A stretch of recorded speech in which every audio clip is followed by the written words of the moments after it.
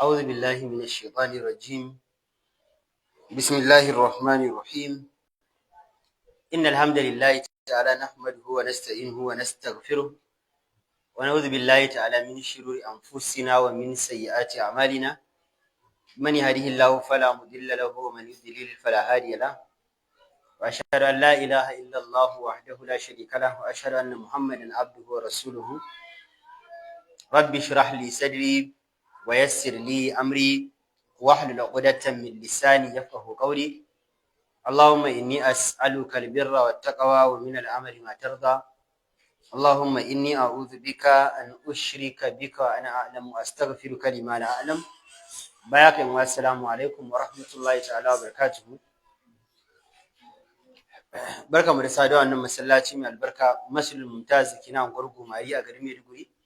Yau insha Allah ta'ala muna yammacin Juma'a 25 ga watan Al-Muharram shekara ta 1448 wanda ya zo daidai da 10 ga watan 6 ga watan 7 miladiya ta 2026. Majalisin mana karatun littafin Al-Adabul Mufrad na Imam Bukhari. Insha Allah ta'ala zamu tashi babi na 322. Babu man lam yara bi hikayatil khairi ba'san. Babin da zai karantar da mu cewa babu laifi ka hakaito alkhairi na mutum. Babu laifi a musulunci ka hakaito alkhairin mutum, wannan babu laifi. Abinda shari'a ba ta so shine hikayatu shar, ka hakaito sharri, saboda hakaito sharri da kake yi kana koyawa wani. Idan wani bai sani ba ma yanzu faɗan da kake yi, labarin da kake barwa zai koya. Kamar da kullum malamai suna cewa ba a so idan wani yayi wani abu mara kyau, 'yan sanda ko jami'an tsaro so suna bidiyon shi yana faɗan me yayi. Wanda baya da tunani irin nashin zan koya masa. Wanda bai sani ba yanzu ya koya. Wanda bai sanya ake ba yanzu ya gani, shi ma zai fara yi. Dan haka musulunci abin da yake so shine in dai hikaya ba ta alkhairi bace, to as-sukutu aula min al-kalam. Kai shu shi fi cancanta da ka tsaya kana ba da labarin. Amma idan alkhairi ne ya faru, to babu laifi ka hakaito dan wasu masu koya. Hadisi 757.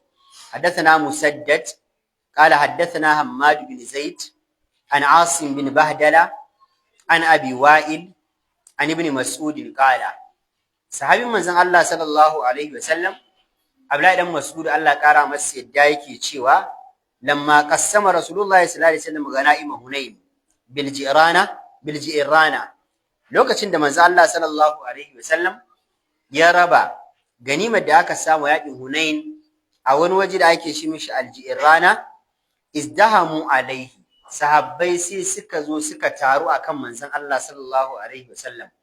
Aka zo aka cincirin domin manzon Allah sallallahu alaihi wasallam. Dan adam al-aslu shine Allah ya jarraba Adam da son kuɗi. An gane? Innahu li hubbil khairi la shadid. Dan adam yana matukar son kuɗi. Wani halitta ce a jikinka, wani abu da yake tare da halittarka.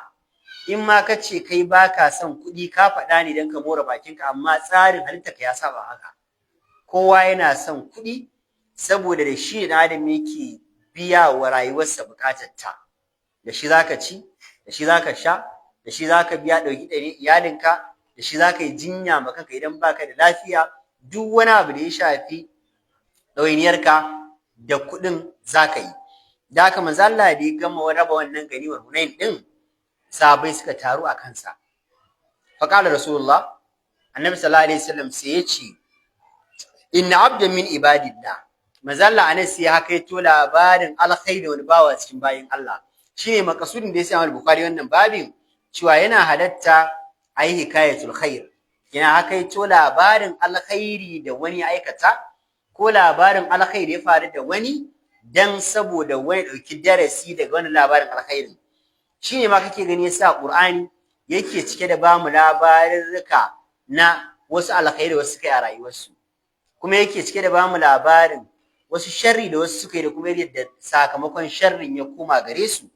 Manzo Allah sai ce akwai bawa cikin bayin Allah ba'athahu Allahu ila qaumin, wannan annabi Allah madaukin sarki ya tura shi zuwa ga wasu al'umma, fakadzabuhu, sai suka karyata wannan annabi, suka karyata shi, wa shajjuhu, bayan sun karyata shi ma ko basu kyale shi haka ba, suka ji masa rauni, suka zubda masa jini, fa kana yamsahu dama an waje an jabhatihi wa yaqul, annabin da mutanensa suka jefe shi suka zubar masa jini sai yake goge ji daga fuskarsa mai albarka, sai yake cewa Allahumma ghafir li qaumi fa innahum la ya'lamun. Manzon sai yake cewa ya Allah ka gafartawa al'ummata da ka turo ni cikin su musu wa'azi, gashi sun karyata ni a matsayin annabinka ya Allah, bayan karyata ni kuma ya Allah har sun ji min rauni, har sun faffasa min jiki, sun faffasa min kai, ya Allah ka ganar da su dan ba su sani bane. Allah ka gafarta musu zunubin da suka min na karyata ni, ka gafarta musu zunubin da suka yi na ji min rauni, ya Allah ba su san alkhairin da nake tattare da shi bane. Wannan Annabi sallallahu alaihi wasallam da kanshi wannan abin ya faru da shi a lokacin da manzo Allah ya je Taif, da yayi wa'azi a garin Makka, mutanen garin Makka suka ki karban addinin musulunci. Yadda muka sani da awar manzo Allah sallallahu alaihi wasallam ta rabu gida uku. Akwai ad-da'watu dakhil Makka, kina ad-da'watu qabla al-hijra, akwai ad-da'watu kharij Makka, akwai ad-da'watu fil Madina. Manzo Allah yayi da'awa ne kaso guda uku. Akwai da'awa da manzo Allah ya a garin Makka shekara 10. Manzo Allah sannan sai fara da'awa kuma a wajen garin Makka ya je ya dawo ta wannan tawaga shekara 3 ne manzo Allah sallallahu alaihi wasallam ya ji Taif. Da ya ji Taif ya je wa'azi ga mutanen garin Taif, sarakunan su suka ki karban addinin musulunci. Manzo Allah ya ce ku bani dama in fita in je in wa mutanen gari wa'azi, in sun ga dama su karba. Sarki ya ce ba matsala, ka je kai da su. Manzo Allah ya zo ya fara kiran mutane zuwa ga addinin musulunci. Cikin taimakon Allah ubangiji ya ganar da mutane da'awar manzo Allah sallallahu alaihi wasallam suka karba. Sarkin sai ya ga cewa fa idan ya bar manzo Allah a garin, za wayi gari duk mutanen za su bi annabi ko mulki shi sai hanbari, zai rasa mulkin sa. To duk mutane sun saba maka, ai ba wanda zaka mulka, ai za hada kai da su ne ma hanbarar da mulkin ka. To sai suka yi meeting da shi da waziransa, aka samu su wawayen gari suka fita suka dinga jifan manzon Allah sallallahu alaihi wasallam da duwatsu, har suka faffasa manzon Allah sallallahu alaihi wasallam kai. A lokacin Annabi sallallahu alaihi wasallam ya zo wani gona na Al-Walid, na Utba ibn Rabi'a zai wanke fuskar sa, sai ga mala'ikan duwatsu yazo ya ce ya Muhammad, ubangiji ya turo ni. Mala'ika Jibril ka yazo da mala'ikan duwatsu, yace ubangiji ya turo ni, tare ne akwai mala'ikan duwatsu yanzu gashi nan yana jira ka bashi dama cewa idan ka amince da mutanen Taif da suka ma wannan raunukan, da mutanen Makka da suka karban addinin ka, za a turo duwatsun da ke bayan Makka da duwatsun da ke bayan Taif a markade mutanen gaba daya halaka su. Manzo Allah sallallahu alaihi wasallam sai wannan addu'a shi ma yace Allahumma ighfir li qaumi fa innahum la ya'lamuna. Manzo Allah yace Allah ka gafarta mutane na, kada a azabtar da su, ai ba su sani bane. Manzo Allah yace ina fatan ubangiji zai fitar a cikin tsatsan su wanda za su bauta wa Allah, ba za su Allah madaukin sarki shirka ba.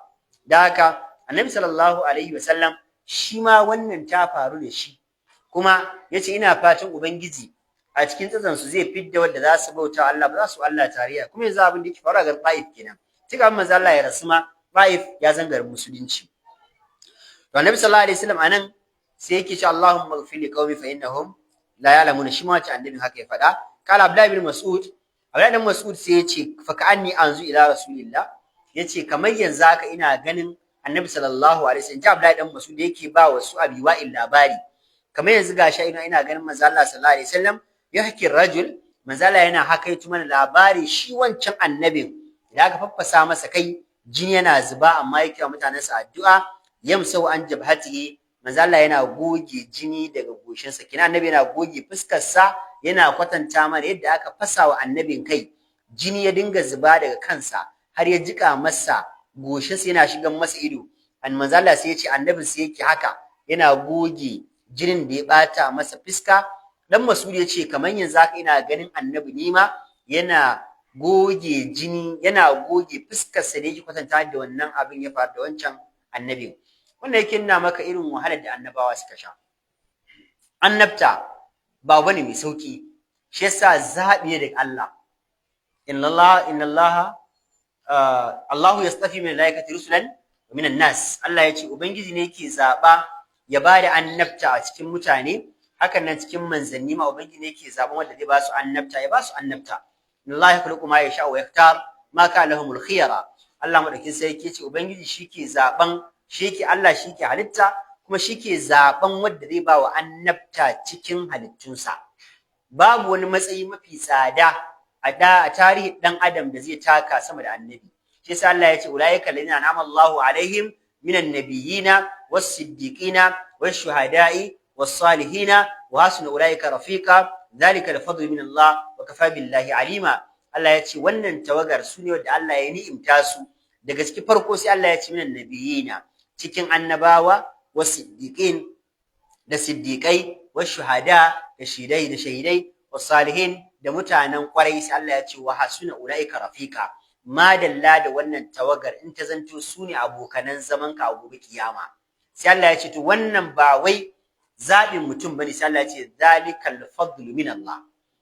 Zaɓi daga Allah, falala ce daga Allah, ubangiji kuma ya isa ya zama masani akan komai. Da haka ƙoƙarinka da naciyarka da bautarka da komai da zaka yi bai sa mutum ya samu matsayin zama annabi. Wannan zaɓi daga Allah.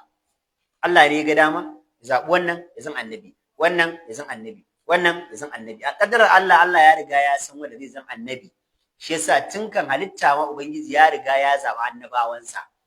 Annabi Adam alayhi salatu wassalam, hadisi tabbatacce manzo Allah sallallahu alaihi wasallam yake cewa lokacin da aka halicce mu gaba ɗaya ɗayan annabi Adam, dukkan mu sai aka bijirar da mu gaba annabi Adam, kai ma ya ganka ni ma ya gani, dukkan mu ya gan mu. Kawai sai cikin 'ya'yansa ya ga annabi Dawud, sai ya ce ya Allah wannan ma ɗana ne. Allah sai ya ce mishi ɗanka ne. Ya ce Allah shekara nawa aka ɗiban masa, me sunan shi? Sai sunan shi Dawud. Shekara nawa aka ɗiban masa? Sai Allah ya ce na ɗiban mishi shekara 60 zai yi. Annabi Adam sai ya ce Allah ni kuma shekara nawa aka ɗiban mun? Sai Allah ya ce na ɗiba maka shekara 1000 ne za ka yi. Annabi Adam sai ya ce Allah a shekaru na 1000 a ɗebi 40 a cika ta wannan ɗan nawa Dawud ya zama zai yi 100, ni kuma yi 960. Allah madaukin sarki ce babu dama, wannan dama shekaru ne kuma ka bayar. Lokacin annabi Adam kafin su annabi Dawud din ma yayi shekara 960, mala'ikan mutuwa sai zo ya same shi. Yace ya Adam za mu tafi. Yace ina? Ce lahira mana. Ce kamanya. A lokaci bai ce a'a. Allah ne ya turo ni yace in zo in dauke ka shekara 960. Shekara 960. Kai yanzu kai sa'a kai 60 din saman ma ga ce alhamdulillah. Alhamdulillah. To shine sai ya ce a shekaru na 1000 ne. Ba 960 bane. Ina da shekara 40 a gaba. Wannan shine mutumin da ya san ajalinsa, yana rayuwa kuma ya san ajalinsa. Kowa sai Allah ya boye masa. Mala'ikan mutuwa, malakul maut, ya kuma ya ji samu Allah ya ce Allah, annabi Adam ya ce kaza kaza, sai ya ce ka koma ka gaya mishi cewa shin ya manta ne ya ba wa ɗan shi Dawud shekara 40 a cikin shekarunsa. Sai annabi Adam ya ce anya kuwa ni ne ban ba shi ba. Fanasiya ummatahu. Manzo Allah ya ce annabi Adam daga nan ne ya samu matsalar mantuwa, ƴaƴan shi ma muka zamanto masu mantuwa. Shi ake cewa insan bi kathrati nisyani. Ai dan Adam insan saboda yawan mantuwar mu. An gane? Da haka annabta wani abu ne mai matukar wahala. Duk annabi ya sha wahala. Kada ko tun daga tarihin annabi Adam alayhi salatu wassalam da ma babu wani abu na kafirci a lokacin bauta Allah tsantsa ake, ya sha wahala. Aka zo kan annabi Nuhu alayhi salatu wassalam, ka duba fa sai da ya shekara 950 yana da'awa. Allah ya ce falabitha fihim alf sanatin illa 50 aman fa hadamu tufanuhum zalimun. Allah ya ce mun tura annabi Nuhu zuwa mutanensa, yayi shekara 50,000 950. Allah ya ce amma a hakan Allah ya ce har dufa ne yazo ya kwashe su suna kafirci. Ba irin wa'azin da annabi Nuhu bai yi ba.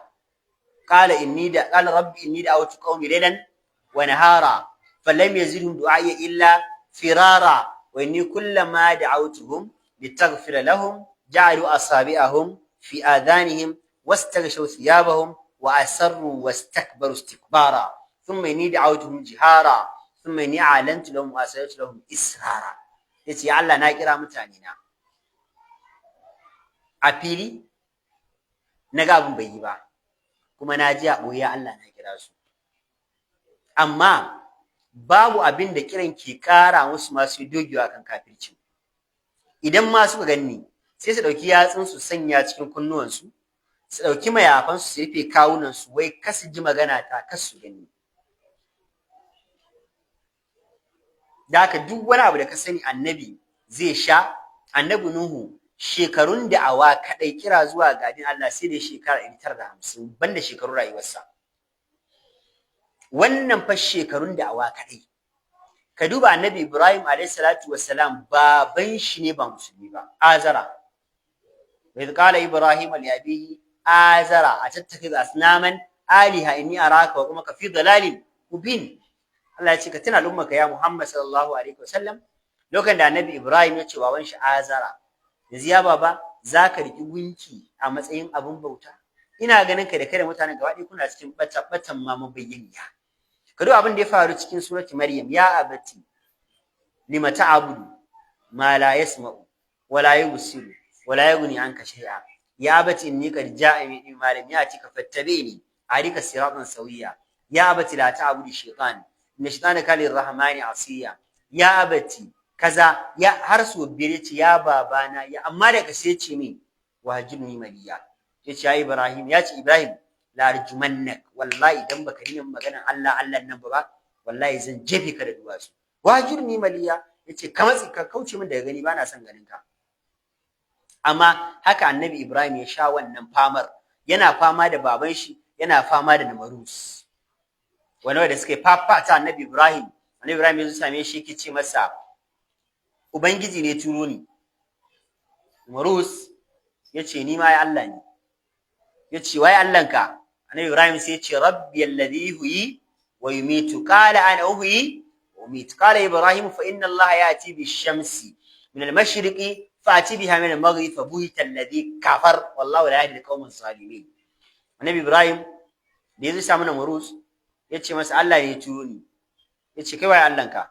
Annabi Ibrahim sai yace ubangiji na shine mai kashewa, shine mai rayawa. Yace a wannan ni ma ina yi, tabbacin ni ma Allah ne yake na yi. Yasa aka ja kawo mutane guda biyu, ya kashe wannan ya bar wannan, yace kaga na kashe wannan na raya wannan. Shi sai ya fahimci kisan da ake nufin Allah na yi irin wannan kisan.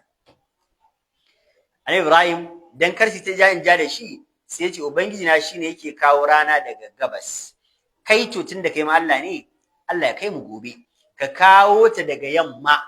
In ka kawo ta daga yamma za mu tabbatar da kai Allah ne, fa buhital ladhi kafar. Wanda ya kafirce sai fara mashashira, ya fara rikici. To ai al'amarin ba haka yake ba. Ka san idan mutum baya da gaskiya take zai fara zuba. Haka Annabi Ibrahim ya gama shan wahala a rayuwar shi ma ya koma ga Allah. Ka dauki ƴaƴan shi gaba da suka zo, Annabi Ishaq, Annabi Isma'il, haka suka sha wahala da kafiran zamanin su. Haka na Annabi Sulaiman, Annabi Dawud, haka suka yi fama. Annabi Isa kashe shi ma aka soyi. Barrafa'ahu Allah ilai, da karshe Allah madaukin sarki daga shi zuwa wajensa. Da haka Annabi sallallahu alaihi wasallam yana ba mu labarin cewa annabi ne fa, yana wa'azi aka faffasa mai kai, aka zubda masa jini, amma bai daina kiran ba. Dama harkar addini tana da wahala, kuma duk malami ya taka sawun annabawa, shi ma wannan abin yana nan yana bin sa. Annabawa da yawa sai Allah ya ce fariqan kazzabu wa fariqan yaqtulun. Allah ya ce akwai annabawan da an kareta su, akwai annabawa kuma da fariqan taqtuluna. Allah ya ce akwai annabawan da ma kashe su aka yi. Idan an kashe malam Jafar, an kashe malam Albani akan harkar addini, akwai annabawan Allah da Allah ma ya ce kashe su aka su ma akan harkar. Duk wanda ya shiga harkar nan ya san da kayoyin da ke kanta ya shiga. Ba wanda ya sa kowa shi sa kan shi. Your life is under risk. In Allah yayi zaka mutu akai, zaka mutu akai. Wani sanadin abin yin sanadinsa, wani kuma yana yi har ya koma ga Allah. yadda aka zagi annabawa haka za a zage kana malami, yadda aka ci mutuncin annabawa haka za a ci mutuncin kana malami, yadda aka kareta su haka za a kareta ka, yadda aka kashe su haka za a kashe malaman ba. shi yasa manzo Allah yake cewa ulama warasatul anbiya, malamai su ne magada annabawa, da haka abin da ya faru da annabi malamai ma yana nan yana bin su a baya. Kaddara ce mallam sai mata da gairi, in ma baka mutu ma ta harkar da'awa bari wata ran da sai ka mutu dole, ba wanda zai rayu a duniyan nan. babu na 323 babu man satara musliman, babin da zai karantar da mu mutumin da ya sitirta dan uwan shi musulmi.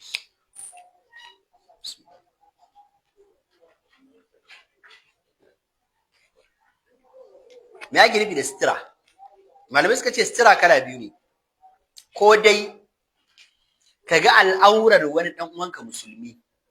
Muka ce al'aura shi abinda mutum ba zai so a ce wani ya gani a tare da shi ba. Bahaushe in aka ce al'aura sai ke nufin al'aura ta dan adam, amma ita aura shine duk abinda abinda yasa al'aura ma ta aura saboda baka so a ganta ne. Duk mai hankali baya buɗe al'aurarsa, amma haukata ma duk mahaukacin da ya fara buɗe al'aura haukar shi ta zama haukar gaske, shi haukar shi ta yi nisa.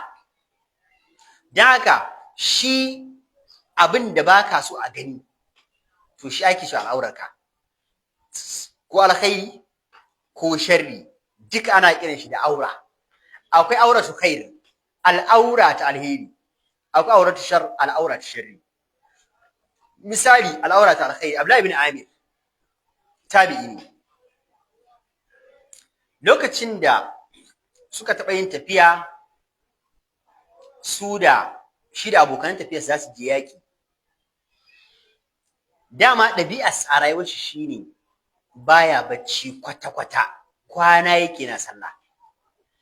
An taɓa tambayar sa aka ce me yasa ba za ka rintsa ba kake kwana kake sallah, sai ce Allah madaukin sarki ya gaya mana fa sifar matan hurul aini a cikin suratul Rahman. Matan hurul aini yace so nake in biya sadakin hurul aini, shi yasa na dage da wannan ibadar. To mutum ne kuma mai zuzuci ikhlasi da duk abin da yake yi baya so wani ya gani, ballantana a ce na abu kaza wa Allah baya so. To akwai wani abokin tafiyar shi rana ɗaya sai ya kafa mai tarko, yace ni kam sai na ga irin yadda Abdullahi ibn Amir yake bautar Allah.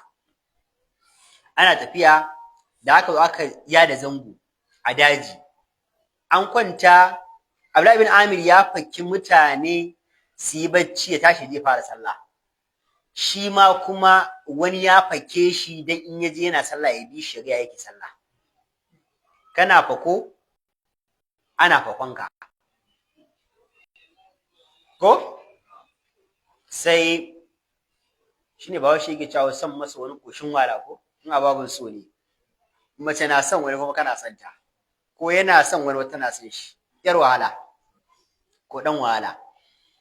To Abdullahi bin Amir ya tashi sanda a tsakiyar daji fa, ya je ya bude cikin wani duhuwa tsakar dare, ya je bude cikin wani duhuwa, ya shiga ya kabbarta sallah, yayi adadin qiyamul da zai. To a duk tafiyar da yake wani na bin sa a baya, Abdullahi bin Amir bai sani ba.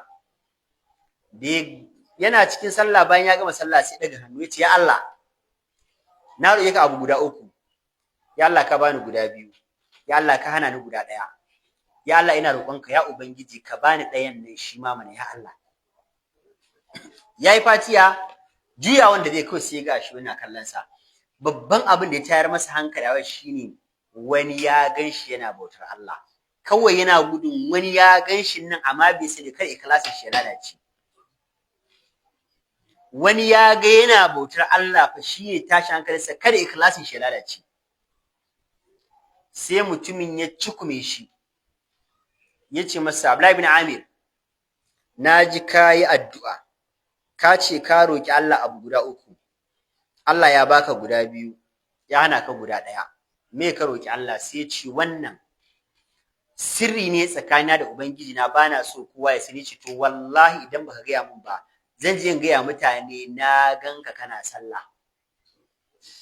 shine punishment ɗinsa.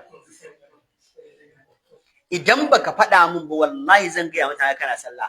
Shi Abdullahi bin Amir yana ganin da aji a gaya wa mutane an gan shi yana sallah ya ji wani abu shi dan ya sa masa wani abu wanda ya faɗa masa dan ya rufa masa asiri kada aji a gaya wasu an gan shi yana sallah.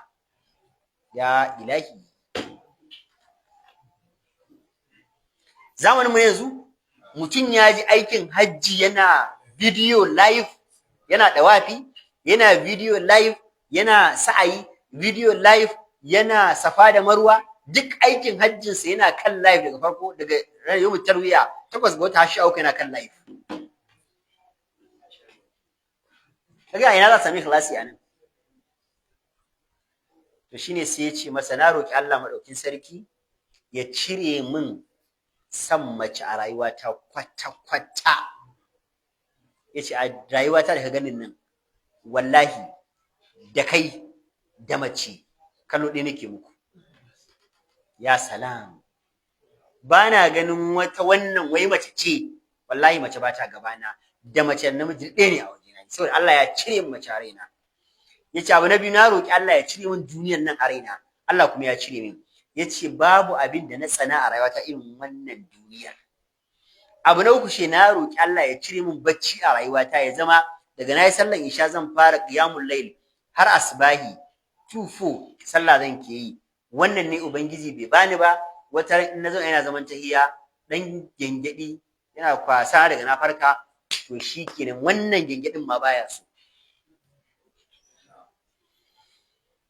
baya kwanciya yi bacci. Yace shi baya kwantawa yayi bacci, baya yi.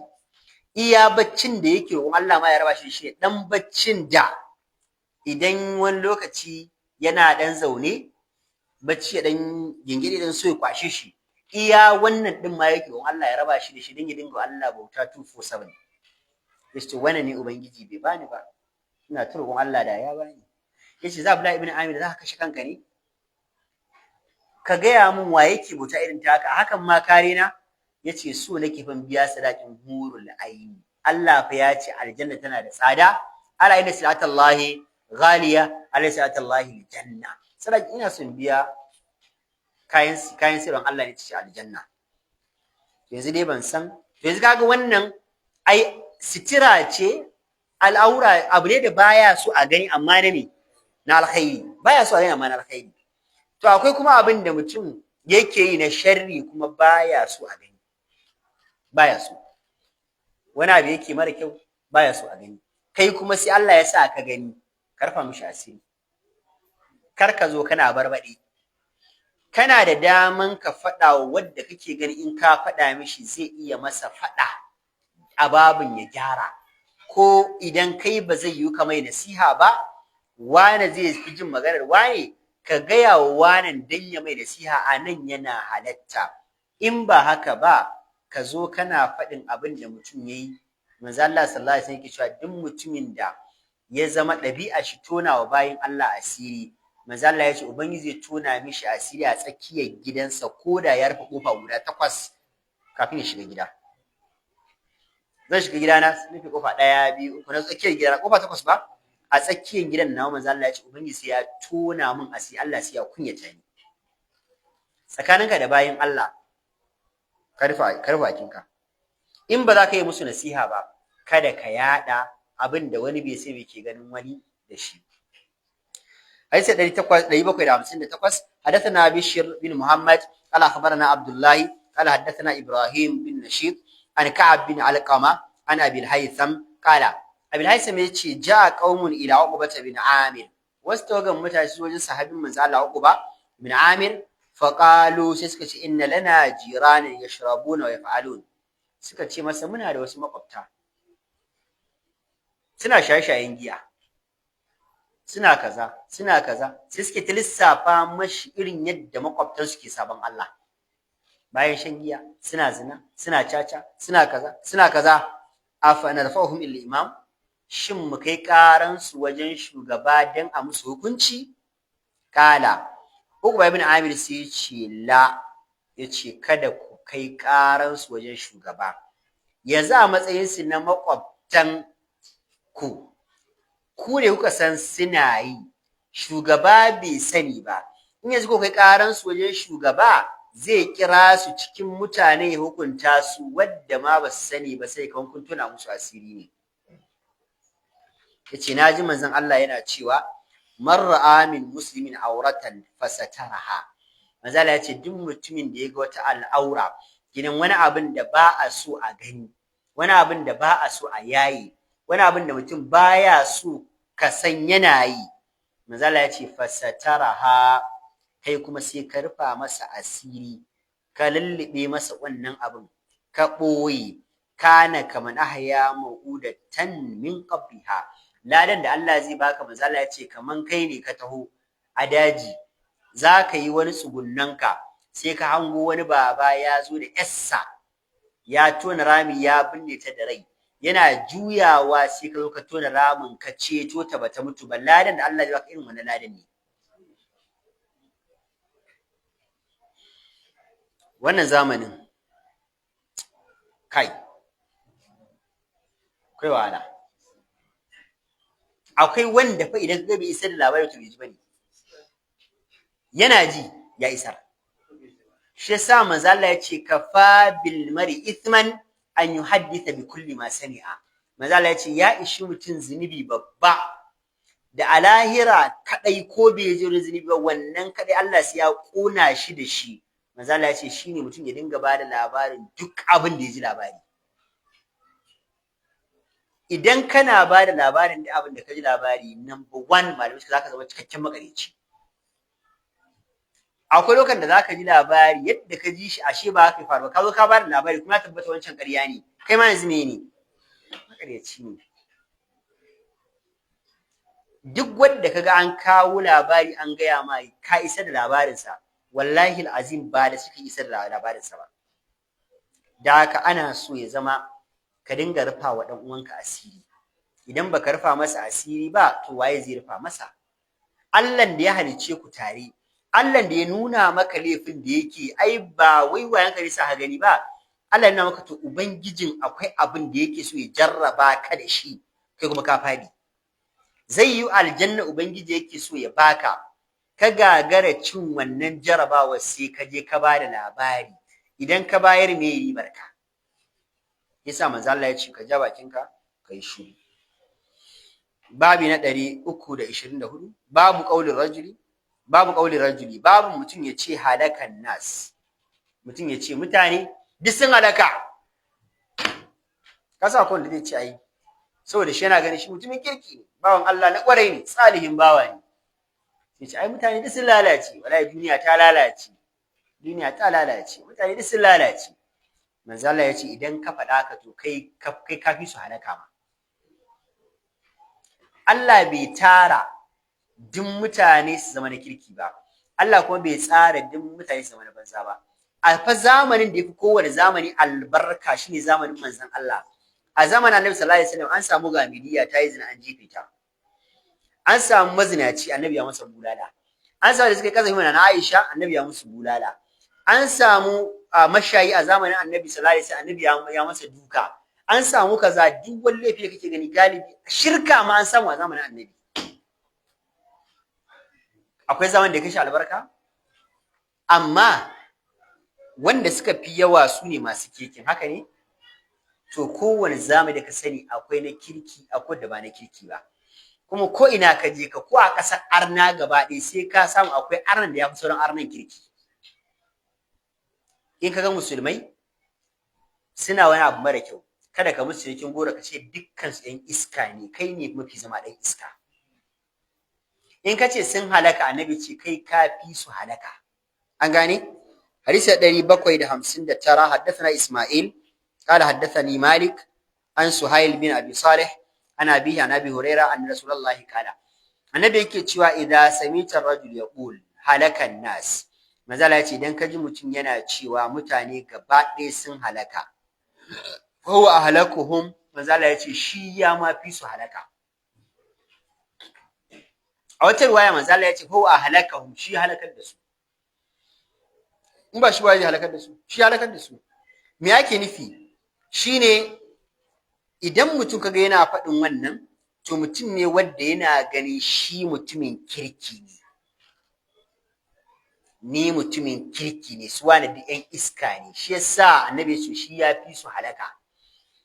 Akwai wani hadisi da suna Abi Dawud, manzo Allah sallallahu alaihi wasallam ya ce wasu mutane guda biyu aminan juna ne, ɗaya mutumin kirki, ɗaya ba mutumin kirki ba. Mutumin kirkin sai yake wa wadda ba mutumin kirkin ba nasiha, ce wani ka daina abin da kake, wani ka ji tsoron Allah, wani ka bar wannan abu, wani ka daina kaza, wani ka daina abu kaza. Wannan abokin sai ya ki dainawa. Rana ɗaya wannan mutumin kirkin sai ya fusata, da ya fusata sai ya ce kai wane ina hana ka laifi kaza, ina hana ka ka bari ba, Allah ba zai gafarta maka ba. A take manzon Allah ya ce ubangiji yayi wahayi ma annabin zamanin, ya ce ka je ka samu annabi wani ka gaya mishi je samu wane da wani da suke aminan juna din nan, wane ya mun karan tsaye ya ce wai ba zan gafarta wa wane ba, ka gaya masa shi mai aikin kirki din na ruguza ayyukansa, shi wancan mai zunubin na yafe masa. Ganin daman waye? Me ya jawo masa? Shine yana ganin al-ijab bi nafsi, yana ganin cewa shi mutumin kirki ne wadda ba mutane ke yana ganin sun halaka. Ba abin da zai sa mutum irin wannan garajin, ai sai yana ganin cewa shi mutumin kirki ne. Kuma ka rike wani abu na sunnar Allah. Allah ne kadai ya san da ya bayin shi za su cika. Ni yanzu ban isa in faɗi ya zan cika ba. Malam Usman baka isa ka faɗi ya zaka cika ba. Sai dai muna fatan mu cika ne da imani. Manzo Allah sallallahu alaihi wasallam inna ahadakum la ya'malu bi amali ahli janna hatta ma yakunu bainahu wa bainaha illa zira fa yasbiqu alayhi alkitab fa ya'malu bi amali ahli nar fa yadkhulaha. Wa inna ahadakum la ya'malu bi amali ahli nar hatta ma yakunu bainahu wa bainaha zira fa yasbiqu alayhi alkitab fa ya'malu bi amali ahli aljanna fa yadkhulaha. Manzo Allah ya ce ɗayan ku zai zan yana aikin yin aljanna, yana tai har sai ya zan zira'i ne kadai ya rage mishi shiga aljanna, mutuwa ce kadai ta rage, sai ya aikata ayyuka irin na ƴan wuta sai ya mutu kuma ya shiga wuta. Ɗaya kuma ya zan yana aiki irin na ƴan wuta tukuru, sai ya kusa mutuwa ya ce ni kan wai wannan abun me nake ribata a cikin me ribata ne, na tuba na daina. Yana tuba manzo Allah ya ce zai mutu kuma ya je shiga wuta, ya je shiga aljanna, ya je shiga aljanna. Nawa ne za ka ga mutumin banza rana ɗaya zai ga dama ya ce kai na yi ritaya, na fasa na daina, wallahi na daina. Yana yi ritaya kuma wallahi a ranar zai mutu. Mazalla ya ba mu labarin wani mutumi cikin Banu Isra'il, annabi yake cewa mutumin ɗan kashe-kashe ne, sai da ya kashe mutum 100 ya zo samu wani mai bauta a garinsu, ya ce wai shin ya kake gani ne idan mutum ya kashe mutum 99 shin Allah zai yafe masa? Ya ce anna lahu tauba. Ya ce ta yaya mutum zai kashe bayan Allah guda 99 kuma ya zo ya nemi gafar Allah, Allah ya yafe masa? Ai Allah bai taɓa yafe masa ba. Malamai fa anan suka ce ko dan shi malamin yanzu wannan mai ibadar da ba malami tsirin rayuwarsa ya kace ƙarya ya ce Allah ya yafe masa. Mutum ya zo ya tambaye ka ya kashe mutum 99 ka ba shi fatawar cewa wai Allah ba zai yafe masa. Kai ka san kisa wajen shi normal ai. Kan bai da turji ne yayi. Mana kisa wajen shi normal ai, ba wani abu ne ya kisa ba zai iya bacci ba. Sai shi da dama lissafin na akwai kaga 100 ba yanzu bai ce wannan ba din, sai ya cika ta lissafi da shi. Amma da haka sai ya ji a ran shi cewa kai ba haka ubangiji ya kamata ya zama ba, ya kamata Allah ya zame afuwa ne mai gafara mai jin kai. Ya je samu malami na Allah sai ya ce masa akramakallah, mutum ne ya kashe mutum 100, shin idan ya tuba Allah zai yafi masa? Ya ce waye shi ya shiga tsakanin bayi da ubangijinsu? Allah zai yafi masa mana. Ya ce amma kuma sai dai baka shawara, garin da ka saba yin ta'asar ka bar garin, wannan zai iya sa ka nisanci zunubin. Ya ce to ba damuwa, ya dauki hanya zai bar garin, manzo Allah yake cewa ashi ajalinsa yayi, yana hanya kawai sai fadi matacce. Mala'ikun rahama suka zo daukan shi saboda ya tuba kuma ya dauki hanyar ma barin garin. Mala'ikun azaba suka ce a namu ne, ai bai je garin mutanen kirkin ba tukunna. Allah madaukin sarki sai turo mala'ika ya musu alƙalanci. Mala'ikan sai ya ce to ku tsaya, Allah ya turo muku alƙalanci, ku auna gangan jikinsa, inda yafi yawa a jikinsa da nan za a hukunta shi. Manzo Allah ya ce asali gangan jikin shi ya fi yawa ta ɓangaren garin mutanen banzan, amma dan rahamar Allah Ubangiji sai ce ke garin mutanen banzan ƙasar ta janye, garin mutanen kirkin ƙasar ta matsu, gangan jikin sama ya fi yawa ta ɓangaren mutanen kirki. Manzo Allah ya ce Ubangiji ya fi masa. Allahumma salli ala Muhammadin wa ala ali Muhammadin kama sallaita ala Ibrahim wa ala Ibrahim innaka Hamidum Majid, wa barik ala Muhammadin wa ala ali Muhammadin كما باركت على إبراهيم وعلى إبراهيم إنك حميد مجيد. وسبحانك اللهم ربنا وبحمدك أشهد أن لا إله إلا أنت أستغفرك وأتوب إليك. والسلام عليكم ورحمة الله.